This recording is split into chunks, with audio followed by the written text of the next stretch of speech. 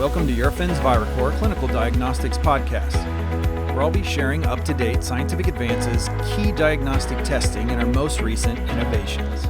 Enjoy Part 8 of our 10-part series, originally broadcast live from ATC24 in Philadelphia. All right, this is Kevin again, coming back to you from Eurofins Transplant Viracor Views. We're live at ATC, American Transplant Congress 2024. Our guest today is Pesh Patel. Pesh is the founder of a Kidney Life blog and also co-host of Talk Kidney to Me podcast. Pesh is a kidney transplant recipient and is out there as an advocate for donation and that there actually is a life after transplantation. So if you'd like to introduce yourself, Pesh, and give us a little bit of history about your experience and such, happy to have our listeners learn a little bit more about you. Absolutely. Kevin, thank you so much for the introduction. I appreciate you and I appreciate your time this afternoon. My name, as Kevin said, is Pesh Patel. I was diagnosed with end-stage renal disease in Australia in 2017. I was there for meetings, hospitality background, and working on a project there in Australia. And as I'm walking to my architect's office one afternoon, to walk 3 city blocks, I had to stop 4 times. I couldn't breathe, I was out of breath, and I had to sit down. Get to my architect's office, and I realized that, okay, something's going on, but I'll be okay. Everybody there was saying, hey, Pesh, maybe you should go to the doctor, and typical male stubbornness, I said, I'm fine, and continued with the day. The next morning, however, I woke up feeling the worst I'd ever felt in my life, went to the ER, and within 2 hours, I had 2 blood transfusions, and I was in ICU. Wow. Found out that I was only one kidney had actually developed since birth. Okay. And that one kidney was only 2% functional. Oh, goodness. Yeah, so crashed into dialysis. That was fun. And after a few days in the ICU, was discharged, but continued dialysis treatments there in Australia for the 2 weeks I was there. Again, I mentioned I'm stubborn. Instead of flying back right away, I stayed, and whichever meetings I could conduct while I was still there, I would do. I'd have dialysis first thing in the morning, and then I'd run off to meetings from, morning until the late evening, and just rinse and repeat until I got back to the U.S. And this was all before the norm of video conferences and like that, and what do they call it? Remote vacationing. You're out on the beach somewhere, but you're still dialing into work to take that call. Right, absolutely. So everything was still face to face. Yeah, everything was. Zoom wasn't a thing back then. So fast forward, I was fortunate enough to have a living donor and did a paired donation at Houston Methodist. Transplant was on August 7th of 2018. Okay. And so everything was great. Life was grand. I was back traveling to Australia again for the project, Ireland and other places. And then, as life would have it, my kidney transplant rejected in 2021. That's unlucky. Yeah. And then, so I'm sitting here as somebody that has a GFR of only 10, and I'm going to get listed. I've been referred to a couple of hospitals, so back in that process. But in the meantime, as you mentioned, I'm a kidney advocate. People don't realize how important even the kidney is, period, to the body. We grew up learning about the heart and the lungs, right, and how important they are. And then once you get sick, you realize, oh, wow. And then to learn 1 in 3 Americans are at risk for kidney disease, and 90% of people that have kidney disease aren't aware of it. And of that, the 40% are end stage like I was. It's pretty mind-blowing. Right. I mean, people think about, like you said, a heart and lung. They also learn that, the liver detoxifies the blood. Well, those toxins have to go somewhere. Those are flushed through the kidneys, and if they're not functioning, you're going to get a little backup of that nastiness in the body, and that's where all the problems happen. Absolutely. So, it's unfortunate. I'm sorry to hear that you're back on the list, but you're looking healthy. You're looking good. Thank you. And hopefully you'll get a donor here fairly soon for you. So this would be your second or your third? It would be second. Okay, I kind of lost track there.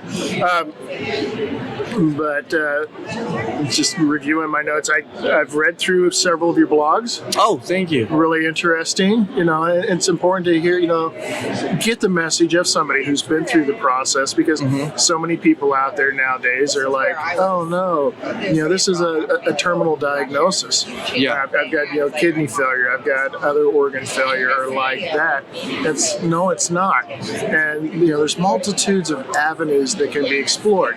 You said one that we're really advocating and talking about, and that's to a living donor. Donating a kidney, as what's typically heard about is from a deceased donor where some tragedy has happened to an individual. The family or that person had made the decision to donate their organs upon their passing. But living donors, it's becoming more and more prominent, which is fantastic, with over 100,000 people on the waiting list right now. Right. And only about, I think they did 44,000, if I remember right, transplantations in 2023. So those numbers are going up, and that is really due to living donors making that choice, making that gift of, hey, I've got 2 great kidneys, somebody needs one, let me donate to somebody else. Yeah. And the other aspect of that too that people don't realize is they've got a term, I'm sure it's not the right term for it, but it's a sequential donation series where a person says, okay, I'm going to be a donor. They'll get that kidney, and it just triggers a series of events where, up to talking to a gentleman yesterday about this, at his practice, he's a nephrologist, they had one where a single kidney donation led to a series of 9 people getting kidney transplants because of that, just through that sequential donation process or serial donation process. And a simple act of kindness, I guess, can really positively impact a lot of people that are going through dialysis or end-stage disease or like that. Now, you said you're in I forgot the name. It's like a travel host or advocate. No, not your job, your real job. No, so that's the thing. I've pivoted over the last 5 to 6 months.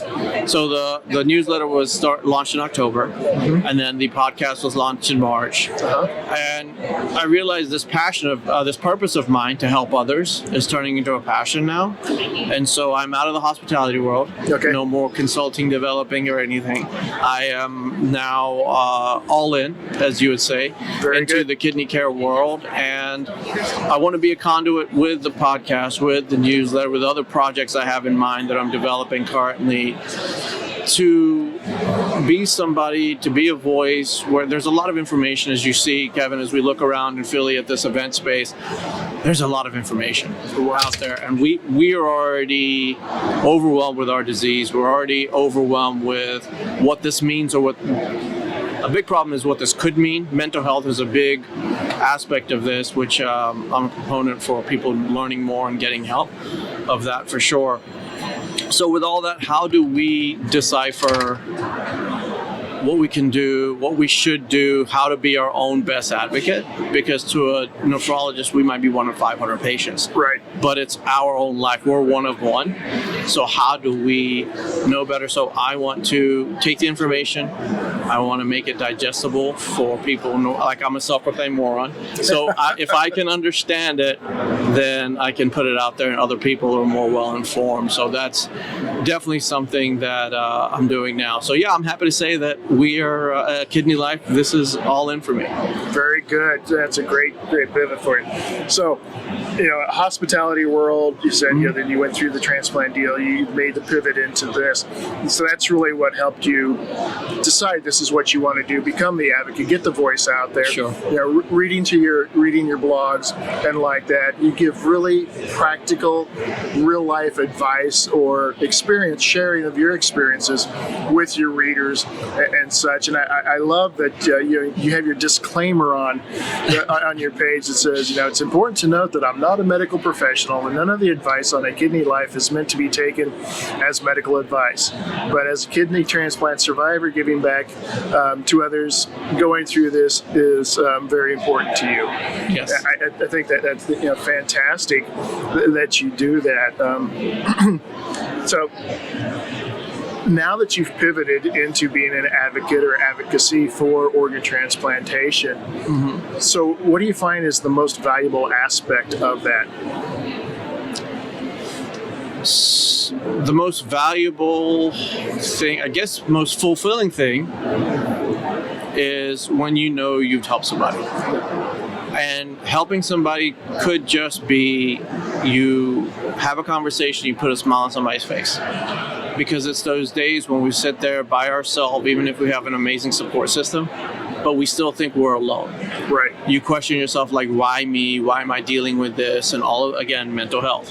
All of those hurdles to have a conversation. I'm a very active with National Kidney Foundation. Okay. So I'm a peer mentor is one of the things I do with them. So having conversations with other people that are going through dialysis or dealing with end-stage renal disease and letting them know and sharing my experiences also. Say, hey, listen, I know how you're feeling because I was there.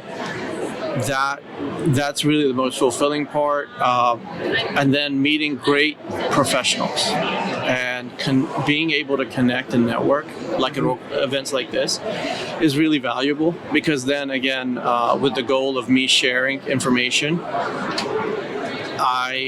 increasing this network is going to allow me to increase the volume of information I can share with people. All right. Let me go ahead and open up the floor to give yourself a couple of shameless plugs. Okay. How can people find out about your blog? How can they find out about your podcast? Absolutely. Thank you for that. The website is akidneylife.com. Instagram, you can find me at akidneylife. Also with Facebook. And on LinkedIn, it's Pesh Patel or IN/akidneylife. So if you look for a kidney life, you should find me. Should find you somewhere out there. Yeah, absolutely. Very good. And I think it's kind of all my questions, and you've answered so many of them, before I had a chance to ask them, which is great. How about a fun fact about yourself? Fun fact. Born in England, so the Euros are coming up in Germany. So for all of you who, since America's not in it, U.S., you can wait till 2026 for your moment. In the meantime, I would appreciate if you pulled for England in the Euros coming up. I would really appreciate that. So that's a fun fact. Huge soccer fan, huge sports fan. Right. So there's that. Also, one thing I'd like to add to something you were saying earlier about the living donor, which is I tell people that whenever they're announcing on Facebook or social media that, hey, I need a kidney, do not put your blood type. And the reason is because of the daisy chain or the paired donations, blood type shouldn't be a factor. So I think it increases because people like me, I'm O positive. That's a 7 to 10 year waiting list if you don't have a living donor. Right. So if you just you're looking for a kidney and put your information out there, I find that it's more helpful than putting your blood type, because if you're B positive and I read that and I want to donate and I'm not B positive, I might just look the other way and keep walking. Right. So that's something I want to share. And that's, with all the advancements in therapies and detection testing like that for rejection or, incidences, insults and like that to the organ. Blood type and HLA typing has really not become as much of a requirement as it had historically. Yeah. There are ways to circumvent that through therapies and such, which is phenomenal. You said you're a huge soccer fan. Yes. So outside of the European team, what one club do you support the most? Manchester United forever and ever. Since I was 7 years old. Why? Who's your club? Arsenal. Oh, well, okay. I mean, look, I love seeing y'all first, and I always have, last 2 years, I've had hope in you guys, and then just wait until March. That's right. And then you just let City on through. Can we do something? Man U has been a force for so many years. I'm just happy we won the FA Cup. I think most Manchester United fans are very surprised we beat City in the FA Cup final. But yeah, if you could keep City next year from winning the title, we'd really appreciate it. Like, if long as City and Liverpool don't win, I'm happy. If it's not going to be us. Okay. So if you could do something there, I'd appreciate it. All right, very good. Last couple seconds, anything else you want to add to our conversation? No, if you haven't registered to be an organ donor, go to registerme.org. We'd appreciate you doing that. All right, this is Pesh Patel at Eurofins Transplant, ATC 2024, live from the floor. Thank you very much. Appreciate the time, and best of luck in getting that new kidney. Thanks so much. Appreciate you. All right. Make sure to subscribe to this podcast and follow us on social media to stay up to date on all the latest information. If you want to help spread the word, please give us a 5-star review and tell your friends and colleagues to subscribe too. With over 40 years of diagnostic innovation and specialized expertise in infectious disease, pre- and post-transplant, allergy and immunology testing for immunocompromised and critical patients, Eurofins ViraCore is committed to helping medical professionals, transplant teams, and reference labs get results faster when it matters most. ViraCore is passionate about delivering value to our clients by providing timely, actionable information, never losing sight of the connection between the testing we perform and the patients you serve.